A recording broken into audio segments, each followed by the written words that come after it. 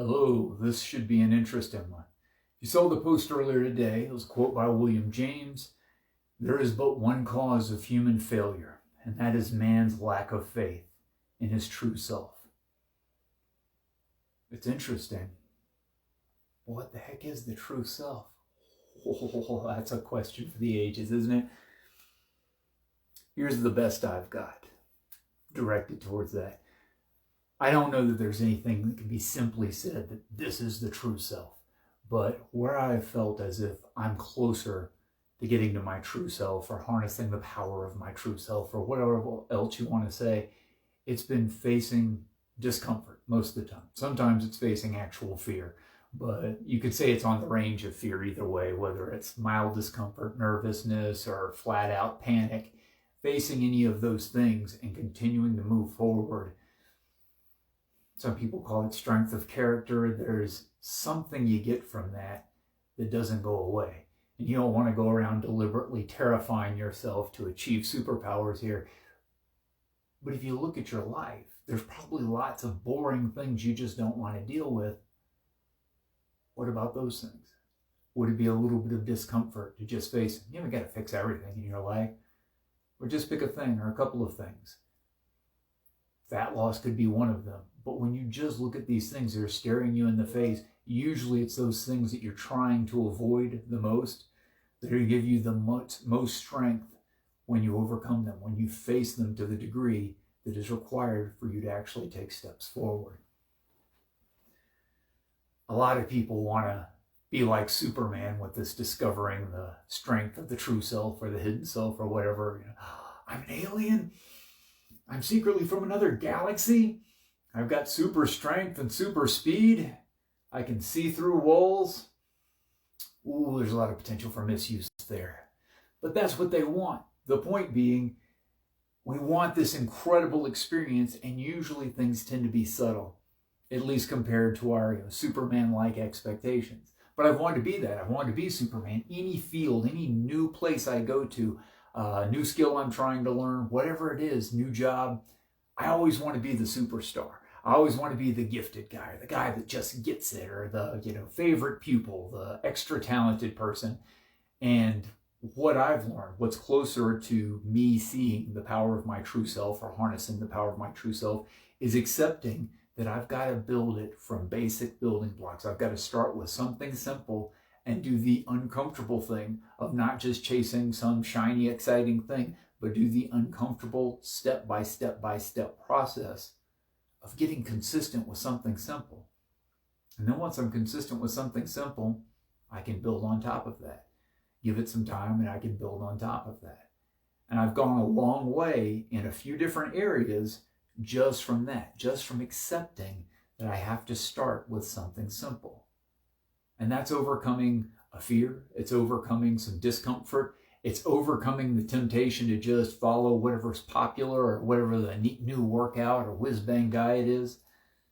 You got to be willing to ignore that stuff long enough to let yourself get consistent with something simple.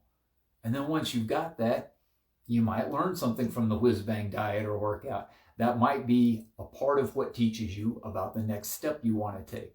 But that's fine, because you can build on that. If you get that habit now down, even if while you're building it, you end up falling off, you have a new baseline to fall back to. You have a baseline of whatever that simple habit is you started out with.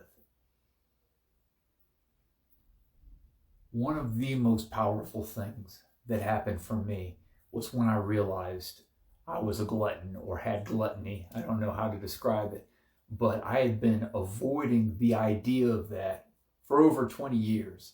And then when I just kind of mentally collapsed and just gave up on dieting entirely, that's one of the things that came up. I saw that not only are you a glutton, you've been hiding this from yourself for over 20 years.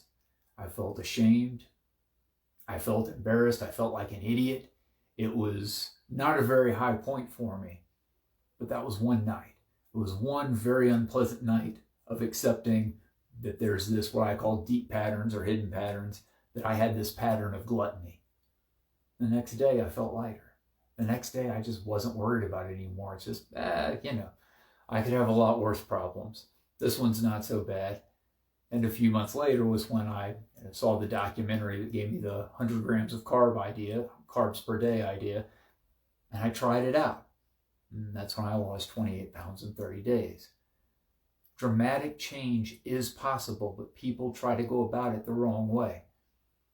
You got to be willing to go to the simplest thing. You've got to start small. You've got to start humble, whatever you want to call it.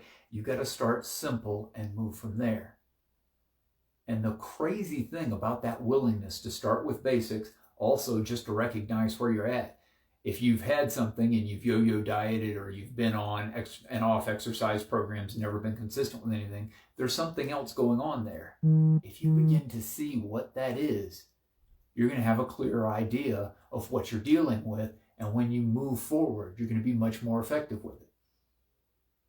And so it's much easier to lay that simple foundation and to not try to pretend you're something you're not. Just lay the simple foundation and then start building off of that. And eventually, there's no telling what it can become once you take each step. We all want to skip steps. I don't think there's any way to really skip steps. So take those steps. Get started. Get started with something simple. And if you happen to see something that gives you the hint that maybe there's a hidden pattern there, face it. It's going to be uncomfortable. It's probably going to be a good, couple hours or maybe a whole night. It's not that fun for you. But after you get past that, you're going to have tremendous power. Those two things, the willingness to face parts of myself I didn't want to see, and the willingness to start with simple basics and build off of them, those are the closest things I've found to getting a little closer to the power of my true self. I hope you'll take those things and use them for yourself as well. And hey, if you develop some superpowers, let me know. I'd love to hear about it. I'm Ben Langley. Thanks for spending some time with me. We'll talk again soon.